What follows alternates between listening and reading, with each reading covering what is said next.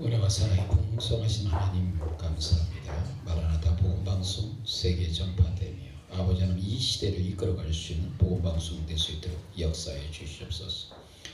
말씀을 선포하는 부족한 종이나 말씀을 듣는 회중에게 아버지의 은혜 위에 은혜를 거하게 주시옵소서. 존귀하신 예수 그리스도의 이름으로 기도합니다. 아멘.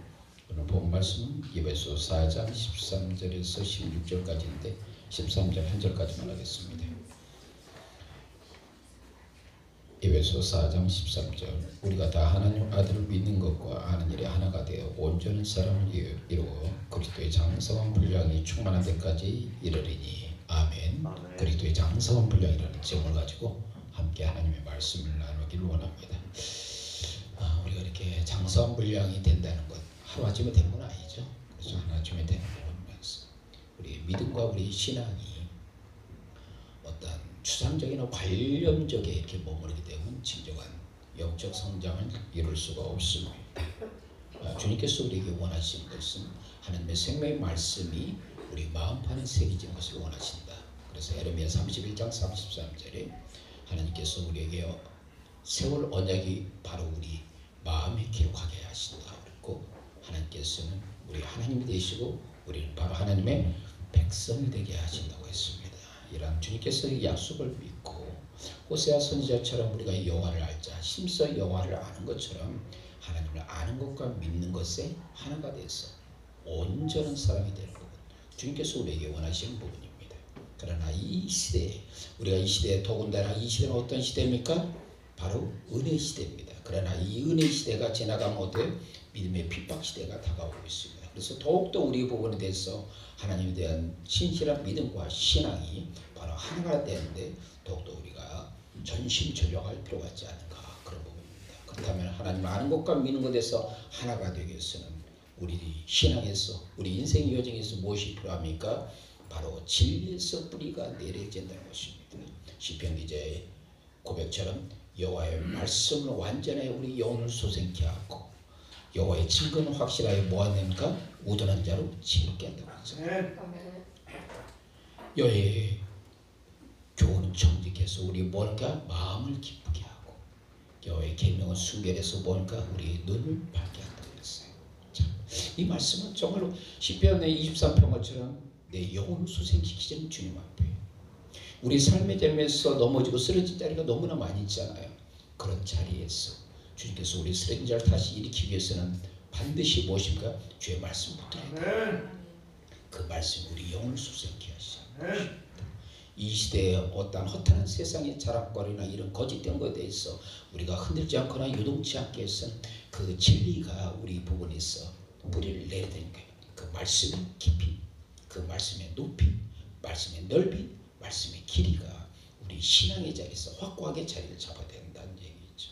그래서 흔들리나 요동함이 없다는 거죠. 이 시대가 더욱더 악할수록 어떻습니까? 우리를 미혹하는 것들이 너무 많습니다. 여기서 세상 풍조 이런 부분에서 흔들리거나 요동하기 쉬워요. 이 부분에서 우리가 결코 요동하지 않는 부분에서 하나님의 말씀 속에서 진리 안에서 확고함이 필요해요. 내 마음이 확정되고 확정된다. 여러분의 신앙과 여러분의 믿음이 확정되기를 원합니다. 무엇을 통해서? 하나님의 말씀을 통해서 바로 확정되기를 소망합니다. 더군다나 우리 부분에 대해서 그리스도의 장성한 분량을 이루기 위해서 무엇입니까? 가장 핵심된 뭐예요? 사랑으로서 하나님의 사랑이 빚진 자가 되어야 돼요. 그렇죠? 우리가 주님의 사랑이 빚진 자. 그 사랑은 어떤 사랑입니까? 빌립보서 2장 5절에 너희 안에 이 마음을 품으라. 곧 그리스도 예수의 마음이니 그는 그 하나님의 본체시나 하나님과 동돌됨을 취할 것으로 여기지 아니하시고 오히려 자기를 위하여 종의 형체 가지고 사람들과 같이 되었고 죽기까지 복종하시니 곧 뭐에 십자가에 죽으심이라. 그 사랑, 그 은혜가 있기에 우리는 다시 넘어진 자 일어나서 회복할 수가 있습니다.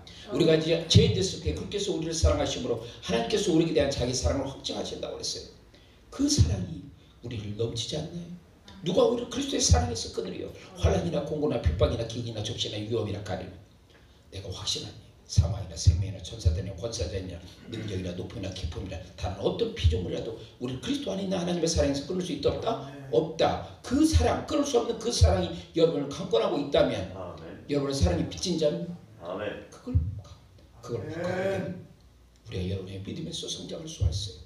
이렇게 성장하기 위해서는 중요한 부분에 대해서 있으면 우리의 삶의 자리가 더 이상 땅의 자리에서 땅의 영역에서 머물면 안 돼요.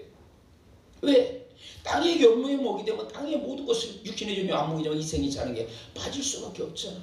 그렇죠? 그럼 우리는 뭐예요? 하늘의 영역에서 머무는 거예요. 왜? 우리의 힘권이 어떻습니까? 하늘에 있는 힘권을 우리가 갖고 있다. 힘권을 갖고 있는 자로서 하나님의 백성으로서 우리가 그에 대해서 믿음의 가치와 삶의 자리에서 진정한 믿음의 향기를 내지 않는다면 주님께서 우리를 어떻게 보실까요? 이제 다시는 우리에게 바라보는 거예요. 우리 시선이 땅을 바라보지 않고 주님만 바라보길 원합니다. 주께서 우리가 주님을 바라보면 주님께서 우리에게 무엇일까요?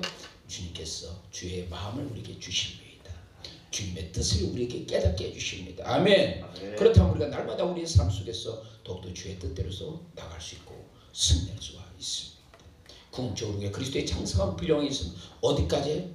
교회의 머리 대신 주님까지 달려가는 거예요. 아멘. 사도가는 그 인생에 있어 마지막 신앙의 모든 인생의 역경을 겪으면서 위대한 신앙의 고백을 합니다. 내가 선한 싸움을 싸우고 내가 달려갈 길을 마치고 내가 믿음을 지켰다. 아멘. 여러분이 날마다 정말로 주님을 위해서 선한 싸움 싸우셨습니까? 여러분의 이기적 목적이 아닌 정말로 주의 거룩한 목적을 위해서 여러분이 정말로 선한 싸움을 싸우셨습니까? 여러분이 달려갈 길, 우리의 이 신앙의 여정은 결코 간단한 길, 짧은 길, 먼 거리요. 그래도 주님께서 그냥 최선을 내서 달려가기를 원해요. 다른 박제란들이 다 달아갈지라도 상원 자는 오직 하나라고 했잖아요. 부름의 사랑, 그 소망의 삶을 위해서 우리가 달려가기를 원합니다. 그리고 가장 중요한 것은 뭐예요? 믿음을 지켰다. 참 우리가 도전되는 법은 아니에요. 영락교회 그 목사님께서 어떻습니까? 마지막 그거 했을 때 그 사랑하는 제자 목사들한테 뭐라고 했습니까? 예수 잘 믿으라고 하잖아요. 예수 잘 믿으라고. 목사님들한테 그게 뭐 이게 우리에게 도전되는 부분들이에요. 더군다나 이 시대에서 우리 믿음을 흔들게 한 것들이 얼마나 많이 있어요. 정말 예수 잘 믿다. 예수 잘 믿다. 그 예수 사랑, 그 믿음이 우리의 삶 다시 우리 부분에서 쓰러진 자 다시 일으켜주세요. 정말 우리의 최고의 목적이 주님을 향해서 우리가 믿음의 경주를 할 때 여러분이 가는 이 길 끝에 주님을 만나기를 소망합니다. 주님께서 여러분의 이루한 소망과 그 약속을 통해서 영원한 생명을 줄 줄 믿습니다.